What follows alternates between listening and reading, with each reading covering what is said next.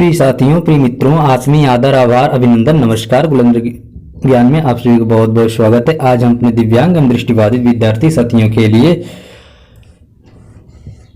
शुक्ल जी को उनके युगबोध से समझिए, मतलब शुक्ल जी पर जो वाद विवाद इस समय काशी हिंदू विश्वविद्यालय के शोधार्थियों और वरिष्ठ आलोचकों के बीच फेसबुक पर लेकर चल रहा है, वो जनसंपाद की जनसंता में मतलब आया हुआ है पेपर में, उसी को मैं पढ़ने जा रहा हूं। चलिए आप लोग ध्यान से सुनिए। जनसंपाद की जनसत्ता टाइम्स में जो आया है उसी को, शुक्ल जी को उनके युगबोध से समझिए। आचार्य रामचंद्र शुक्ल का इतिहास और उनकी इतिहास दृष्टि सांप्रदायिक और जातिवादी है। यह आरोप न तो पहली बार लगा है और न इस पर बहस पहली बार हो रही है। अभी सोशल मीडिया में जिस फॉर्मेट में यह सब चल रहा है, लगभग इसी फॉर्मेट में कई बार बहसें हुई हैं। हर बार चुनौती यही है कि उनके इतिहास से आगे का विकल्प तलाशा जाए। परिणाम वही ढाक के 3 पात। मेरा भी यह मानना है कि हिंदी एकेडमी को आचार्य शुक्ल से आगे बढ़कर इतिहास लिखने की कोशिश करनी चाहिए। कारण है कि शुक्ल के इतिहास को लिखते हुए लगभग 100 साल होने को हैं। इन 100 सालों में हिंदी जाति की चेतना में जो बदलाव आए हैं, उनसे हमारा हिंदी साहित्य किस रूप में संवाद करते हुए आगे बढ़ रहा है, उसका एक सम्यक मूल्यांकन तो होना ही चाहिए।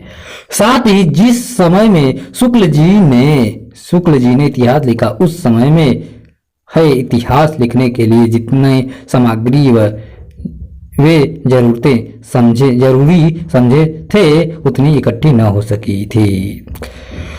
अब ऐसा करने की छूट भी नहीं है। यह काम हो जाए तब मैं भी शुक्ल के इतिहास को संग्रहालय में रखने के समक्ष में हूं। उसके कई कारण हैं। शुक्ल की आलोचनात्मक समझ, विवेचन पद्धति और हिंदी साहित्य इतिहास लेखन की परंपरा में उनका स्थान और महत्व की ही उसकी गवाही नहीं देते हैं। वे हमारे लिए उतने ही महत्वपूर्ण हैं जितने कि प्रेमचंद, निराला या प्रसाद।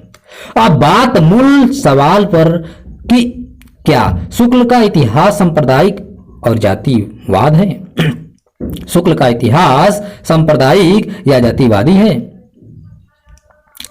इसके हाँ और नहीं दोनों की जवाब में जो तर्क और तथ्य दिए जाते रहे हैं, वे बहुधा संदर्भ से काट कर दिए जाते रहे हैं। मेरा ऐसा मत है कि कोई भी पुस्तक, धर्म ग्रंथ यहाँ तर्क और विवेक के लिए कोई स्थान नहीं होता। आस्था प्रबल होती है कि धर्म ग्रंथ की तरह नहीं पढ़नी जानी चाहिए। साथ ही यह भी कि कोई किताब एजेंडे, मतलब यहाँ एजेंडे से आशय एन क्रेन प्रकारेण अपना मंतव्य ही सिद्ध करना है कि एजेंडे की तरह भी नहीं पढ़ी जानी चाहिए। शुक्ल के संबंध में उनके मत का उल्लेख तो करेंगे, लेकिन नागरिक आंदोलन की पूरी परिघटना पर चुप्पी साध लेंगे। वे प्रोफेसर मुजफ्फर आलम जैसे विद्वान के प्रारंभिक उर्दू भाषा संबंधित कार्य पर एक शब्द बोलना उचित नहीं समझेंगे। जहां वे हिंदी उर्दू के अलगाव की शुरुआती साजिशों की तरफ हमारा ध्यान ले जाते हैं, उसकी नोटिस तक नहीं लेंगे। वे संदर्भ को काटकर मुसलमान होते हुए भी अपने मनुष्य होने का परिचय दिया का उल्लेख करेंगे, लेकिन जायसी और रसखान के बारे में उनके विवेचन को भूल जाएंगे। वे उन्हें ब्राह्मणवादी तुलसी का समर्थक तो बताएंगे, लेकिन करुणा, लोक मंगल, लोक रक्षा और लोक धर्म के बारे में उन्हीं शुक्ल के विचारों का उल्लेख नहीं करेंगे। वे यह नहीं बताएंगे कि यह भी नहीं बताएंगे कि केशव को कठिन काव्य का प्रेत कहा और बिहारी को उधार की संवेदना का कवि कहा। मेरा अभिमत है कि किसी रचनाकार को इस तरह के उठापटक से नहीं समझा जा सकता। आचार्य रामचंद्र शुक्ल जिस औपनिवेशिक दौर में लिख रहे थे, उस दौर में निर्मित इतिहास बोध और उनके काव्य संबंधी सरोकार तथा उनकी रस दृष्टि के संदर्भ में से ही जब हम समझने की कोशिश करेंगे तो शुक्ल जी को समझ पाएंगे। किस लेखक को उसके समय से अलग करके पढ़ना पाठ करने का सही तरीका नहीं। ऐसा करने पर कबीर से लेकर सभी लेखक कटघरे में खड़े नजर आएंगे। तय हमें आपको करना है कि हम कटघरे में खड़ा करना चाहते हैं या उनसे संवाद करते हुए अपना युग धर्म निर्मित करना चाहते हैं। शुक्ल जी की पसंद नापसंद का मसला उनके द्वारा बताए गए कविता के प्रतिमान और युगहीन बोध से तय होते हैं, जाति धर्म से नहीं। शुक्ल जी ने अपने काव्य संबंधित प्रतिमानों को कविता क्या है नामक निबंध में दर्ज किया है। कविता क्या है नामक निबंध में दर्ज किया है। उन्हीं प्रतिमानों को आधार बनाकर उन्होंने संपूर्ण हिंदी कविता का मूल्यांकन किया है। जो उस पर खरा उतरा उसे उन्होंने महत्व दिया, जो नहीं उतरा उसे किनारे लगा दिया। अगर जाति धर्म से तय होता है तो जैसी रहीम और रसखान को महत्वपूर्ण और केशव दास और बिहारी को महत्वहीन करार देते हैं। हाँ, जिन्हें नागरिक पर आंदोलन के पीछे की पूरी शक्ति संरचना भी नहीं मालूम और जिन्हें नागरिक आंदोलन सांप्रदायिक आंदोलन लगता है, वे शुक्ल को सांप्रदायिक और जातिवादी कहें तो आश्चर्य नहीं करना चाहिए, क्योंकि उसी आधार पर तब यह मानना पड़ेगा कि भारतेंदु से लेकर महात्मा गांधी तक सभी साहित्यकार और स्वाधीनता के सेनानी सांप्रदायिक थे। हाँ, यह जरूर है कि शुक्ल को पढ़ते हुए हमें यह ध्यान रखना होगा कि शुक्ल की इतिहास दृष्टि औपनिवेशिक दौर में विकसित हुई इतिहास दृष्टि है और उसकी अपनी कुछ सीमाएं और चालाकियां हैं, जिसका शिकार शुक्ल जी भी हुए हैं। इसलिए उसका पाठ करते हुए विशेष सावधानी बरतने की जरूरत है। सांप्रदायिक और जातिवाद घोषित करने की नहीं। जगन्नाथ दुबे, लेखक, काशी हिंदू विश्वविद्यालय में शोध छात्र, युवा आलोचक।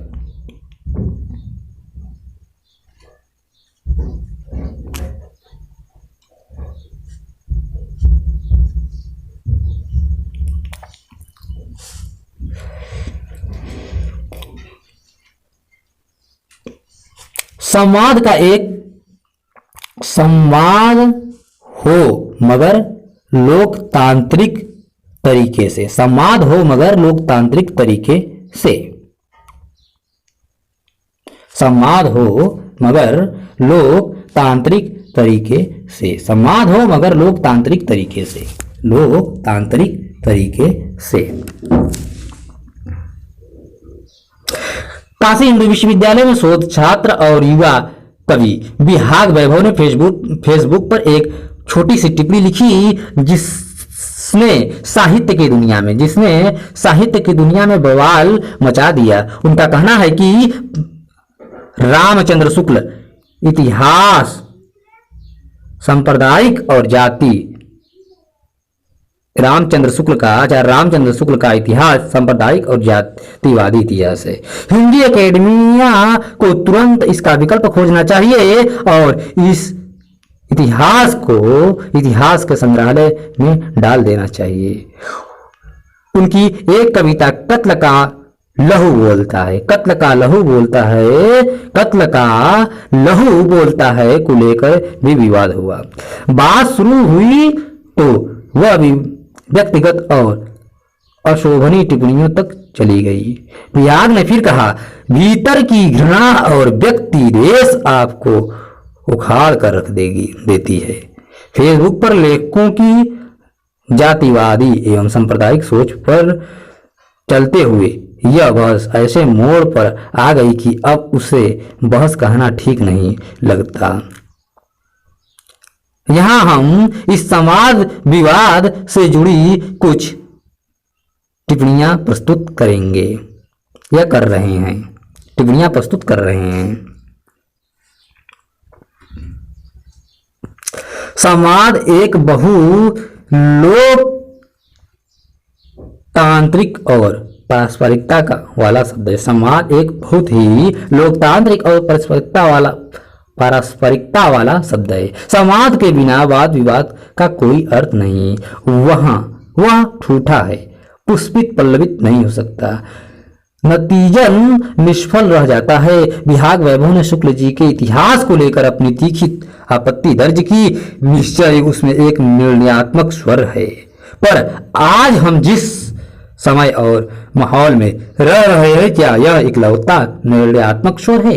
अधिकांश लोग रोज ही अपने घरों में न जाने कितने स्तरों पर निर्णयात्मक जीवन जीते हैं। हमारे चारों ओर आज जो शोर है उसकी आवाज निर्णयात्मक गूंजे अंगूंजे ताव और तेवर अधिकांश लोगों को इसलिए पसंद आती है क्योंकि उनकी निश्चित धारणाओं, आस्थाओं, पूर्वग्रहों और विश्वासों को वह जजमेंटल स्वर आश्वस्त करता है, उनकी अनगिनत वासनाओं और विकारों को तृप्त करता है। लेकिन ज्यों ही इस हृकंडी सनी ग्रहण कर दिए गए समय से बाहर का कोई व्यक्ति अपनी बात रखता है तो उस पर नेजे कटार बर्छियां लेकर कुछ लोग टूट पड़ते हैं और घर घेर कर उसकी हत्या करने पर उतारू हो जाते हैं। यह संवाद और बहस का कौन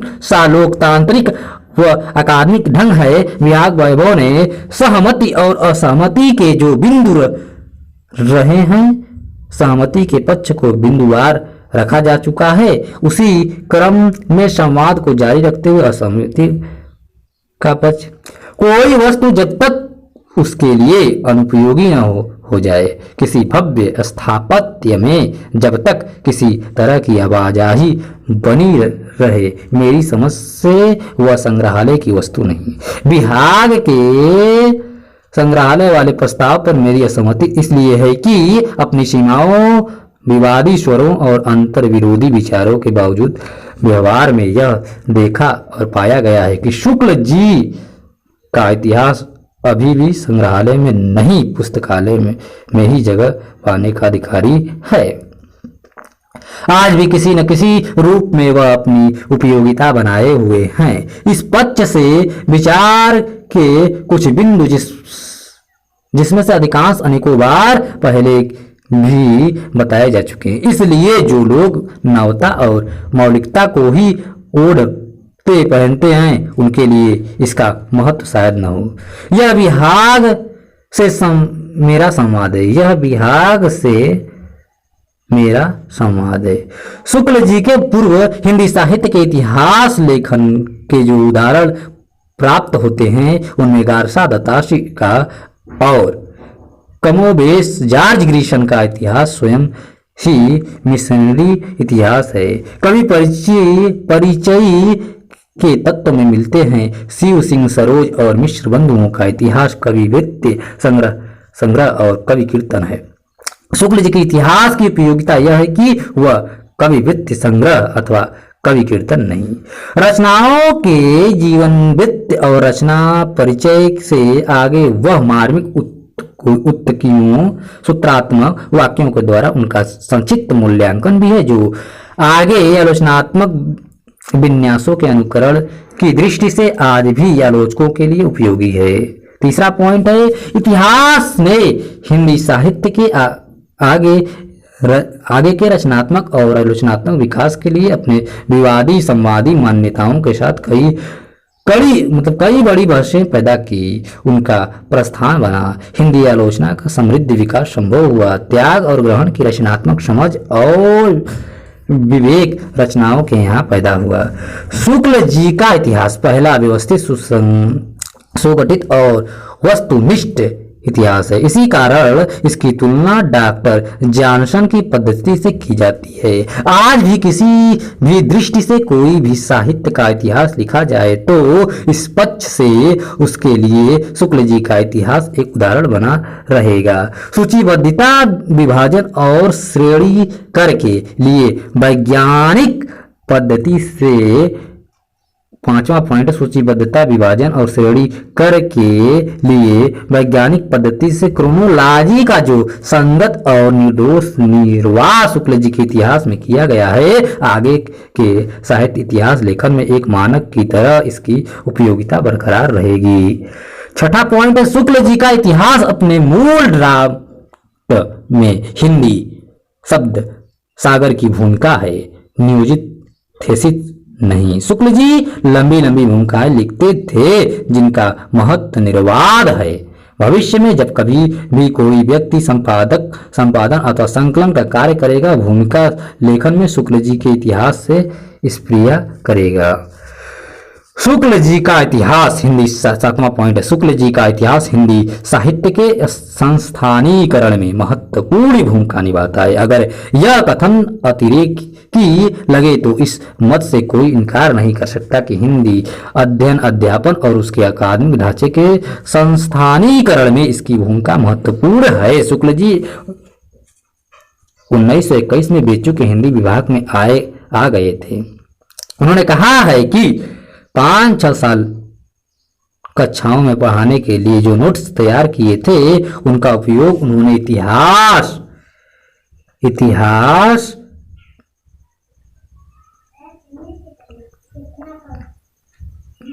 वाली किताब को संशोधित और परिमार्जित करने के लिए किया है।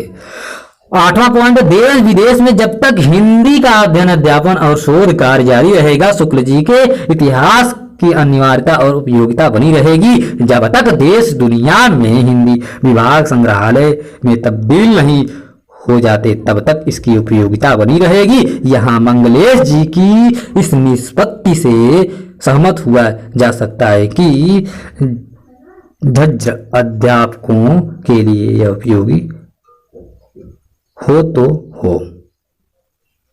पर 9वां पॉइंट पर, किसी भी कवि को किसी भी विचार और मत के आलोक में आगे लिखे जाने वाले किसी भी इतिहास में सूचीबद्ध मतलब प्रसंगतः त्रिलोचन को याद किया जा सकता है और परिगणित किया जाता तो शुक्ल जी के इतिहास से बेहतर ढांचा नहीं मिलेगा। 10वां पॉइंट है, और आखिरी वह अंतिम बिंदु, मैं अपनी बीए तक की पढ़ाई के दौरान कभी दूर दूर तक इस पर सोचा नहीं था कि मुझे अध्यापक बनना है। एमए के अंतिम वर्ष में से मैं जेआरएफ के लिए चयनित हो जाता हूँ, फिर शोध की ओर प्रस्तुत करता हूँ और आगे अध्यापक बनने की कतार में अपने को पाता हूँ। जेआरएफ के लिए के चयन में इस किताब की एक महत्वपूर्ण भूमिका है। हे तिरस्कृत दैन्य समझी जाने वाली हिंदी से नेट या जेआरएफ देने और उजागर के आकांक्षी छात्र छात्राओं के लिए मेरा विश्वास है कि यह इतिहास अपनी उपयोगिता बनाए हुए हैं। यह कुछ बिंदु है यहाँ शुक्ल जी की किसी अन्य रचना से कोई उद्धरण या संदर्भ या प्रभाव नहीं लिया गया, जानबूझकर इतिहास मात्र को ही रखा गया है क्योंकि आपत्ति इतिहास को लेकर है। इस पूरे वाद विवाद में शुक्ल जी का समग्र मूल्यांकन न पहले मेरा उद्देश्य रहा न अभी है। अपनी मूढ़ता में अपनी ओर से कही गई इन बातों के साथ मैं अब पूर्व विराम लगाता हूँ। विभाग से ज्यादा विभाग के ऊपर लगातार किए जा रहे हमलों से इस संवाद के लिए उत्प्रेरित किया उन सबका आभार। झरस्तुन लेखक दिल्ली विश्वविद्यालय में प्रोफेसर हैं। इस चौके में प्रवेश जोखिम भरा है भाई। इस चौके में प्रवेश जोखिम भरा है भाई। वीरेंद्र यादव। आचार्य रामचंद्र शुक्ल को प्रश्नांकित करने वाली किसी भी तरह की टिप्पणी को कई लोग चौका छूते हो जाने वाले भाव की तरह लेते हैं। पिछले 2 दिन कुछ लोग वो ने मेरी जैसी घेराबंदी की, वह मेरे लिए एक नए अनुभव की तरह है। मैं शुक्ल जी के हिंदी साहित्य का इतिहास से एक उनके कथन के प्रमुख आशय का हिस्सा लगा दिया। एक सज्जन ने मुझे घेरा कहा, पूरा लगाइए।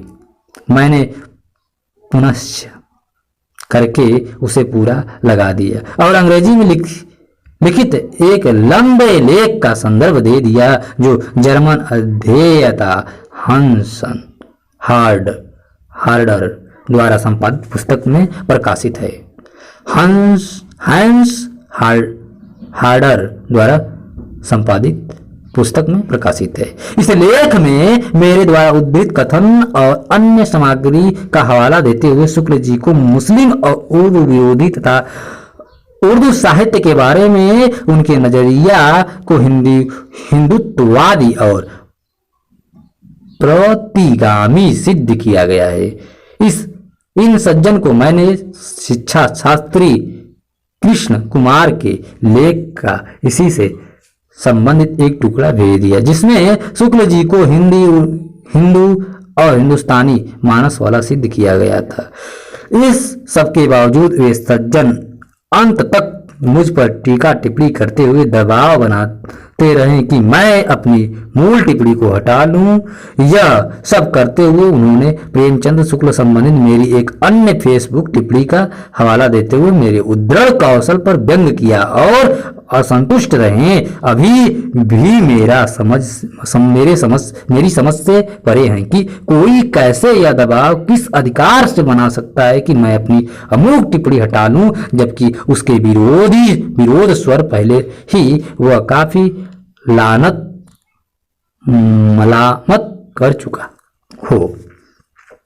एक अन्य सज्जन ने और भी कमाल किया। कल सुबह कुपित होकर उन्होंने एक फेसबुक पोस्ट पर कहा कि जिन जर्मन अध्येता की पुस्तक का मैं हवाला दिया था उन्होंने मैं ऐसी कोई पुस्तक नहीं संपादित की और उन्होंने फोन पर उनसे तस्दीक कर ली है। इसके अलावा उन्होंने कई अवांछित बातें इस पोस्ट पर लिखी। मैं जब जवाब में पुस्तक का कवर लगा दिया तब उन्होंने अपनी पोस्ट हटा ली। इसके अलावा कई अन्य लोग हमलावर हो कर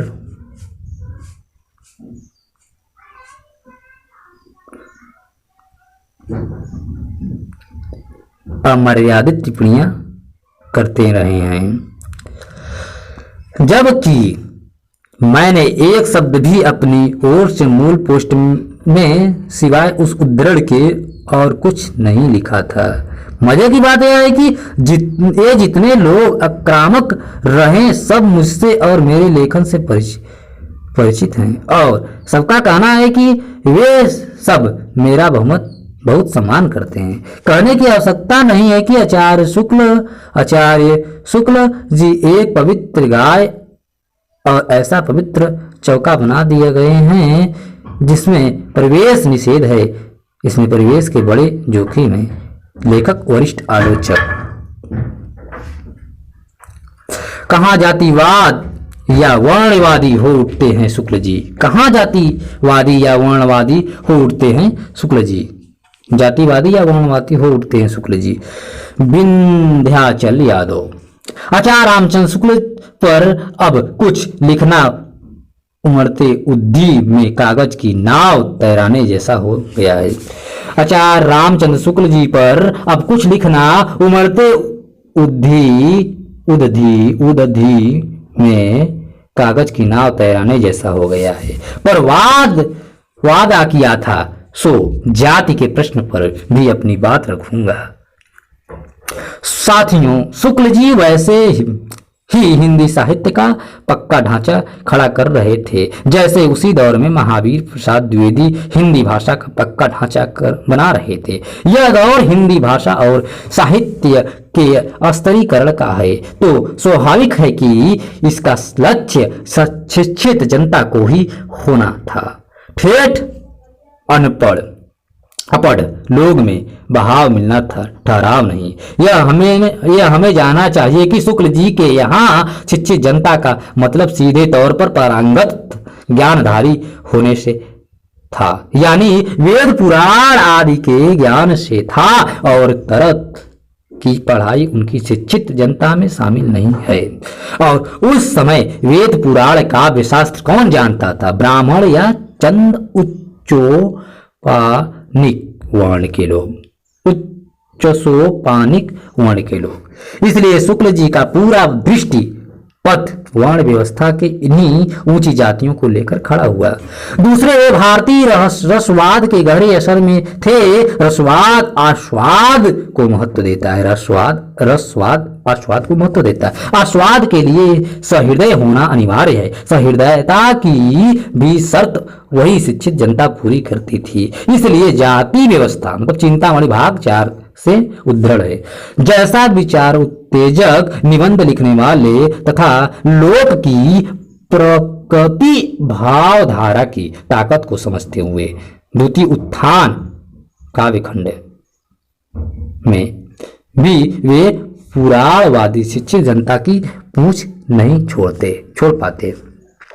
शुक्ल जी ने जो कवियों की जाति का जरूर उल्लेख किया है, यह उन्हें साहित्य इतिहास लेखन की परंपरा में शिव सिंह सेंगर के यहाँ से मिलता है। जो लोग यह समझते हैं कि शुक्ल जी का इतिहास अधिकांश मौलिक है, वे कुछ नहीं जानते। शुक्ल जी ने इतिहास लेखन का पैटर्न निग्रियेशन मिश्र बंधु और बंगला के इतिहास लेखक दिनेश चंद्र सेन से लिया। शोध पूरा मिश्र बंधुओं के विनोद व सभा की रिपोर्ट से लिया। हाँ, आलोचना दृष्टि में मौलिकता है। कवि परिचय लिखते लिखते शुक्ल जी जो मूल्यवान टिप्पणियां करते चलते हैं, यह आदत भी शिव सिंह सरोज में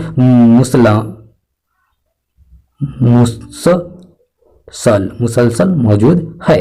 भले सरोजकार का बोध शुक्ल जी के स्तर का नहीं रहा हो, उन्हें जातिवादी कहते समय यह भी ध्यान देना चाहिए कि मिश्र बंधु और शुक्ल जी का इतिहास दोनों नव जागरण की ही उपज है। मिश्र बंधु पुनरुत्थानवाद की तरफ चले जाते हैं और शुक्ल जी नए ज्ञान विज्ञान की हवा को महत्व देने के कारण उससे बच जाते हैं।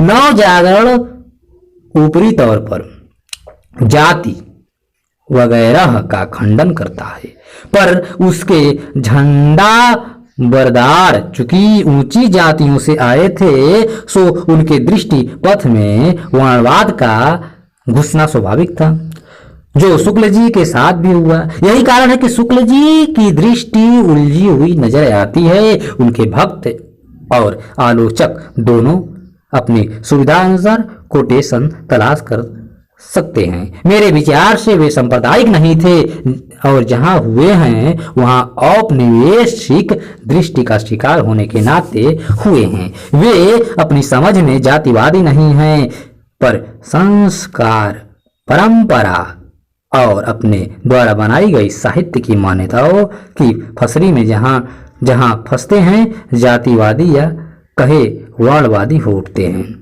लेखक युवा आलोचक हैं बिंदाचल यादव। संवाद तो मानवीय हो, पंकज चतुर्वेदी अब कहते हैं संवाद तो मानवीय हो। 5-6 बरस पहले सोशल मीडिया पर इस आशा से आया था कि एक मानवीय संवाद हो सकेगा, मगर धीरे धीरे देखता हूं कि यह बड़े पैमाने पर मानसिक विकृतियों और रूढ़ताओं की अभिव्यक्ति का ज्वलंत मंच बन चुका है।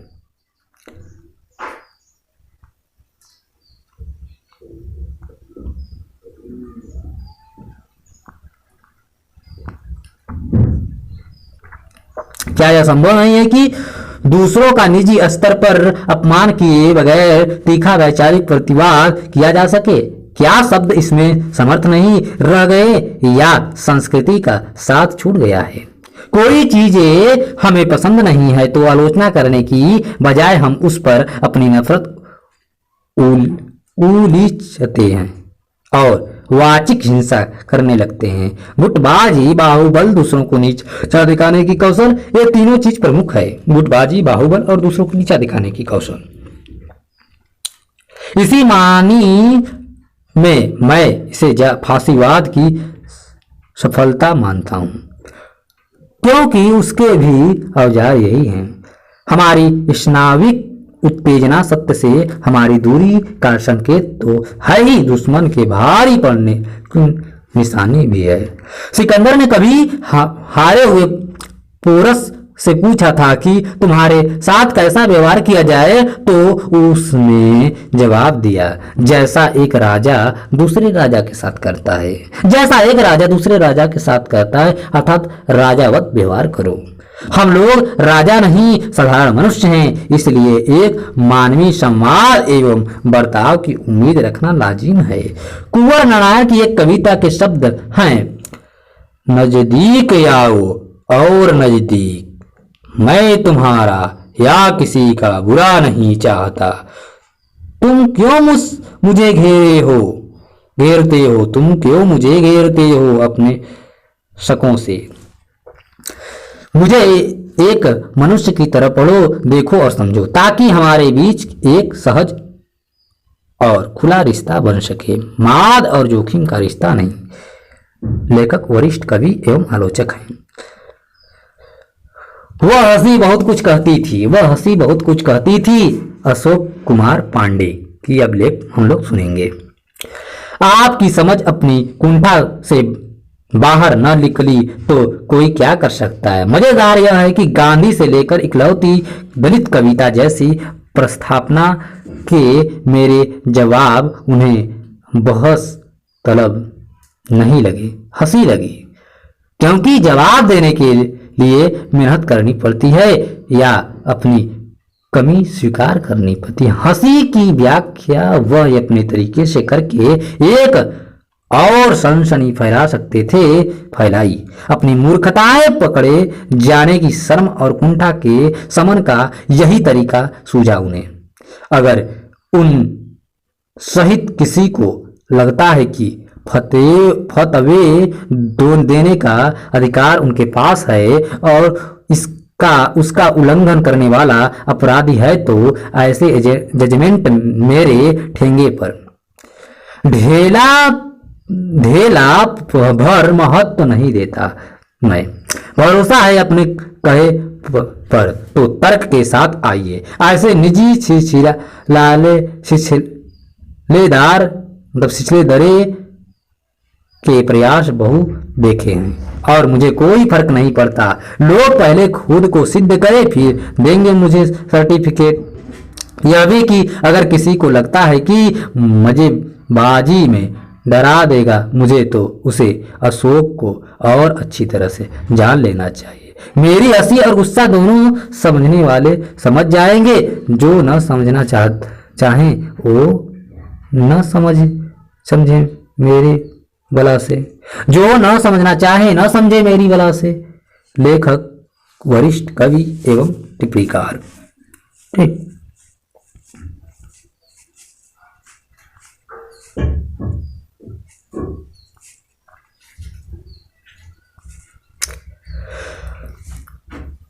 दूसरे लोगों से दूर पर अपनी चीजों के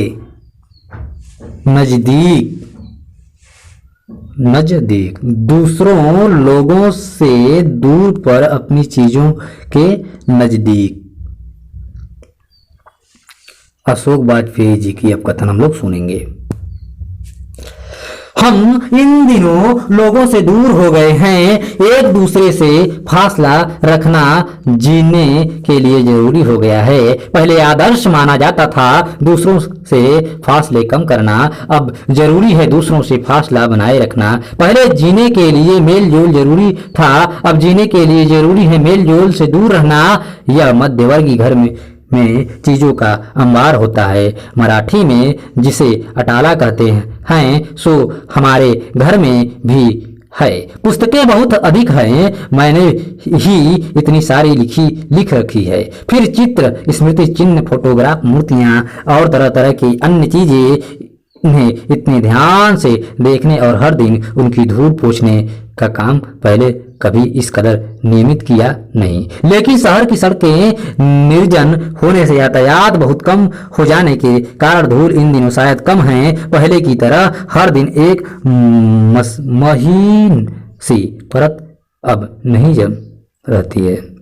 हाउसिंग सोसाइटी में सुबह शाम थोड़ा घूम फिर आने का यह नियमित अभ्यास हो गया, पर बाहर से आकर घर में दाखिल होने पर पगुधरी झाड़ने की खास जरूरत नहीं लगी। हुआ कुछ यह कि हम दूसरों लोगों से तो दूर हो गए, पर अपनी चीजों के नजदीक आ गए। भले लाचारी हम उन्हें अब अधिक ध्यान से देख रहे हैं और लगता है कि चीजें भी हमें अब अधिक ध्यान से देख रही हैं। जीवन में हम देखा देखी से ही तो एक दूसरे के नजदीक आते या आने की इच्छा लालसा पालते हैं। मेरे पास लिखने के लिए एक मेज है, पर उस पर धीरे धीरे इतने कागज इकट्ठा हो गए हैं कि टाइपराइटर भर के जगह किसी तरह बची है और वह भी इस समय खराब हो जाने के कारण निरुपयोगी हो गया है। सो खाने की मेज पर बैठकर लिख रहा हूँ। ठीक सामने रजा के 2 चित्र लगे हैं। उन कई चित्रों में से 2 जो उन्होंने अपने अंतिम चरण में दिल्ली में रहते बनाए और अपनी सहज पर अदम्य मित्र उदारता से मुझे उपहार दे दिए।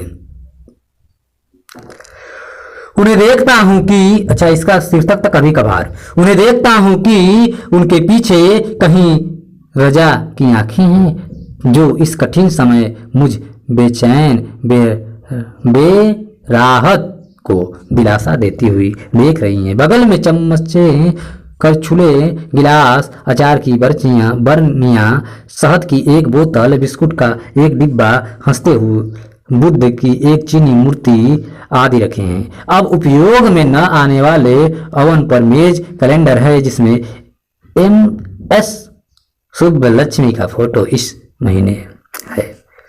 जहां बैठा हूं उसके बगल में 3 अलमारियां पुस्तकों की भरी है। उन्हें बहू ने ऐसा ढक दिया है कि उनके पल्लों पर अब उपहारों में मिले हुस्न, कृष्ण खन्ना, रज्जा और हर्षवर्धन के रेखांकित प्रदर्शित हैं। वाईफाई का जो यंत्र लगा है उस पर हरी रोशनी की 3 समानांतर पट्टियां हैं जो रात में नींद न आने के कारण बैठक खाने में आने पर मेज कुर्सियों से टकराने से रोकने में मदद करती हैं। हस्बे मालूम टेलीविजन जो पिछले 6-7 सालों से बंद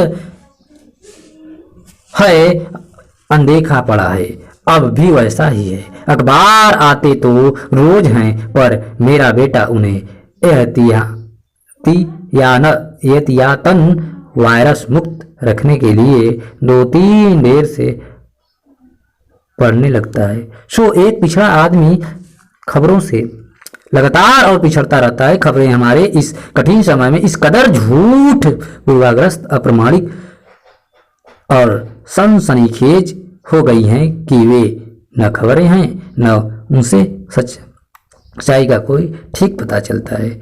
उन्हें मिस नहीं करता। अब अबोध विश्वास है कि झूठ को मिस क्या करना, सच न मिसे हो जाए यही जतन करना चाहिए। चीजों का सच शायद कुछ जानने का सुयोग हो रहा है। चीजें अपने आप में सच हैं, वही सच हैं ही वे कुछ न कुछ सच हमें कभी कभार बताती हैं। यही कभी कभार शीर्षक है, बताती भी रहती हैं। शायद वे कोई विराट सच नहीं होते। चीजों का अपने नन्हेपन, अपनी विनयशीलता में मनुष्य जैसे अहंकारी के सामने ऐसा कोई दावा भी नहीं होता। उन्हें तो शायद इसकी खबर भी नहीं होगी कि अपनी अकिंचन अलक्षित सच्चाई में वे हमारी सहज मानवीयता को किसी हद तक सत्यापित करती है। करुणा एकांत में कविता पर ऐसा समय कुसमय दुर्दिन हो सकता है जब कविता किसी काम के न लगे, न उससे मन बहले, न सच्चाई का कोई अक्स उभरे, न शब्दों का खेल हमें देर तक उलझा सके। हर समय कविता का समय नहीं होता है, कविता हर समय के लिए नहीं हो पाती। अक्सर जब कविता ब्योरों में जाती है और वहां से रसे बसे जीवन के चरितार्थ करती है, तब कुछ रसिकों को उब होती है। उन्हें संक्षिप्त चाहिए, उन्हें ब्योरों से सुक्ति ज्यादातर चमकदार और स्मरणीय लगती है। कविता को एकांत चाहिए, पर ऐसा नहीं कि उसमें दूसरे न हो, किसी भी ढंग से उनकी मौजूदगी का एहसास सक्रिय न हो, पर स्पंदित एकांत ही कविता के लिए सृजनात्मक एकांत होता है। क्या कविता के लिए कभी भी अंततः दूसरा है? क्या कविता की असली आकांक्षा कवि का भी अतिक्रमण करने की होती है? कविता भाषा में होकर भी उससे आगे, कई बार उसके पार जाती है। क्या अपने बेहद कल्पनाशील और साहसिक क्षणों में कविता भाषा का अतिक्रमण भी कर देती है?